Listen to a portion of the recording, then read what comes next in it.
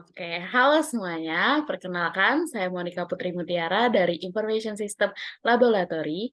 Di video profil kali ini, saya akan mewawancarai salah satu alumni BINUS yang 2018, yaitu Jesslyn Claudia. Halo Jesslyn. Halo Moni, Halo, apa kabarnya Jess? ya baik sejauh ini. Oke, kita masuk aja langsung ke videonya ya. Pertama-tama mungkin Jesslyn boleh memperkenalkan diri terlebih dahulu ya. Ya boleh. Oke, namaku Jessie Claudia. Dulu aku di BINUS itu ngambil jurusan SI Akun. Ya, sekelas sama Monik ya. Iya, Cuma 5 kebetulan ya. tahun. Benar. Nah, kalau dihitung-hitung berarti sekarang kayak udah kerja kurang lebih ya 3,5 tahun ya sejak lulus. Nah, sekarang tuh kerja itu sebagai product manager di salah satu e-commerce ya di Indo lah setahun akhir ini. Oke, thank you. Nah, pertanyaan selanjutnya itu adalah, kalau boleh tahu nih Jess, sekarang kesibukan apa sih yang Jasmine jalani gitu saat ini? Oh ya, jadi aku tuh dulu sebenarnya QA, Quality Assurance, tapi baru per Maret inilah sebenarnya aku baru benar-benar jadi seorang product manager ya. Lumayan berubah sih role-nya sebenarnya kalau kita lihat dari seorang tester malah sekarang jadi product manager gitu.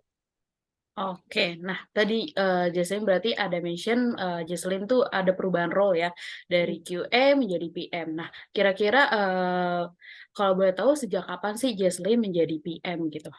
Mm-mm. Oke, jadi aku tuh sekarang ini adalah company keduaku. Jadi company pertamaku itu dulu aku jadi QA juga, bahkan aku sempat jadi automation engineer di sana. Itu tuh kurang lebih hampir 2 tahun. Nah, baru 1,5 tahun ini aku kerja di company B sekarang.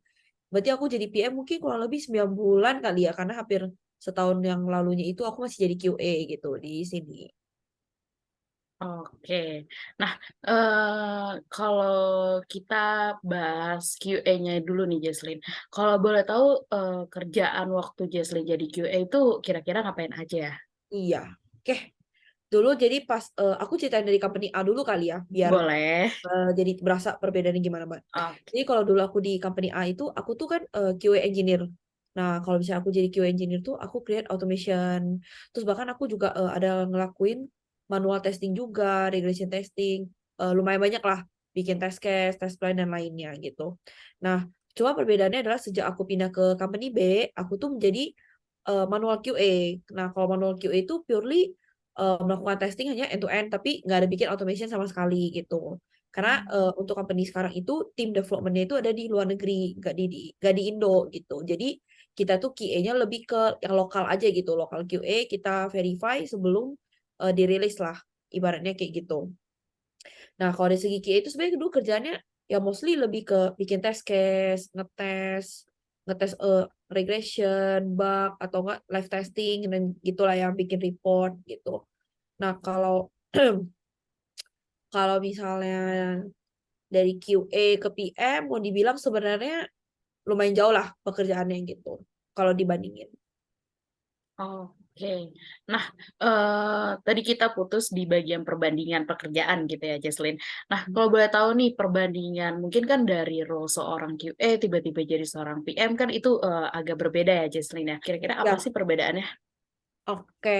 Nah, sebenarnya kan aku nih sekarang kerja di company B ini sebagai BPM. Jadi kan kalau PM itu sebenarnya ada beberapa jenis ya, kayak kadang tuh ada PM yang fokusnya mostly ke teknikalnya, ada PM yang kayak fokus ke data. Kalau aku tuh PM yang fokusnya ke bisnis gitu. Jadi mostly yang aku kerja itu adalah lebih ke feature-feature yang berhubungan dengan strategi bisnis, terus pengembangan produknya juga dari tahap gathering requirement lah sampai kita rilis ke publik itu.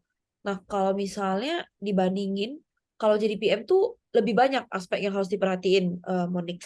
Kayak supaya, karena kan as a PM tuh kan kita jembatannya ya.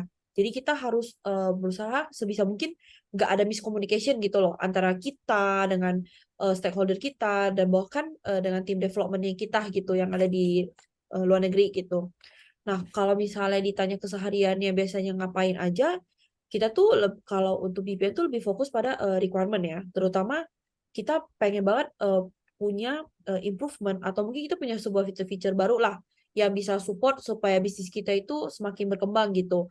Either itu akan menjadi revenue generator atau mungkin itu akan menjadi cost reduction kita lah. ataupun juga bisa jadi itu untuk membantu ops lah supaya lebih efisien pekerjaannya kan sama sistem improvement.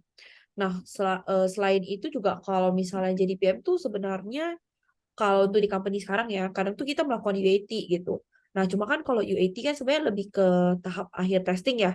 Jadi kayak sebenarnya kan udah dites duluan sama tim development, terus habis itu dites lagi sama kita gitu. Karena supaya ensure bahwa oh ini align gitu loh sama tujuan dari bisnisnya kita gitu. Jadi kalaupun kita testing kita lebih fokus ke dari sisi bisnisnya lah begitu.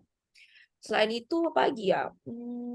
Oh, kadang kalau bisa jadi PM sih, aku ada benchmarking juga kompetitor ya pasti dong. Kita harus cari tahu bukan kompetitor kita tuh udah ngapain aja gitu supaya ya kita juga nggak kalah bersaing lah. Ataupun kalau bisa tuh kita kita yang lebih duluan daripada kompetitor kita gitu.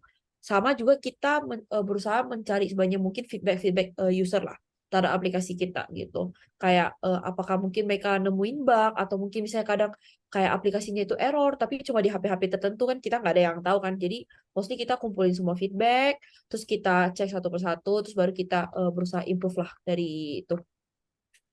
Itu sih paling mon. Oke, berarti sebenarnya dari feedback yang diterima oleh dari customer kalian, berarti coba diimprove apa kurangnya biar jadi aplikasinya itu biar lebih bagus lagi, lebih sesuai dengan apa yang kemauan dari customer ya. Benar. Oke, Jesslyn. Selanjutnya mungkin pertanyaannya, ketika Jesslyn ganti role itu apa sih kesulitan yang dihadapi? Oke, kalau kesulitan sih yang pertama pasti communication skill. Itu berasa banget. Karena kan kalau misalnya dulu pas jadi QA ya fokusnya bikin test case, terus ngetes ya udah ngetes kan sendiri kan gitu. Sama device, terus pakai semua laptop gitu. Tapi kalau misalnya jadi PM, kita tuh lebih yang kayak kita tuh karena kita jembatannya kita harus posisi diri kita gitu loh bahwa oh kita tuh di tengah-tengah loh gitu. Kita tuh di tengah-tengah stakeholder dan juga kita di tengah-tengah tim development gitu. Kita harus bisa mengkomunikasikan apa yang dikasih tahu sama tim development ke kita harus bisa mengkomunikasikan kembali tuh ke stakeholder kita gitu. Begitu juga dengan apa sih yang diinginkan sama stakeholder gitu. Apa yang diinginkan stakeholder harus bisa kita transform supaya menjadi lebih ke technical supaya si tim devnya ngerti gitu. Oh, logik yang dimaunya itu ini gitu loh. Jadi antara tim stakeholder kita dengan tim development kita dan kita tuh punya satu pemikiran yang sama kan gitu. Jadi semuanya tuh satu garis lah ibaratnya kayak gitu sih. Nah, paling sulit itu sebenarnya di communication-nya. Terus juga kadang tuh kalau mungkin kalau QA kan lebih berpikirnya lebih kayak oh gue harus cari bug nih gitu. Sebisa mungkin menghindari error yang mungkin terjadi lah di live senegatif mungkin mikirin test case-nya gitu. Tapi kalau as a PM tuh kita lebih kayak critical thinking gitu yang kayak kalau aku bikin feature ini impact-nya apa ya? Hmm. Kalau feature ini udah jadi, kita bisa membantu customer kita nggak ya? Atau user kita nggak ya? Apakah bisa menjadi lebih baik? Atau ini ada hal lain lah. Masih banyak matrix yang perlu kita lihat lah. Dari order matrix, cost, revenue, dan lainnya gitu. Nah itu benar-benar banyak banget sih. Jadi berasa banget sih di communication sih. Itu apalagi kalau misalnya untuk orang-orang yang cenderung introvert, itu pasti agak susah kan komunikasinya ke orang lain kan. Nah, maka itu challenging banget sih di sana sih.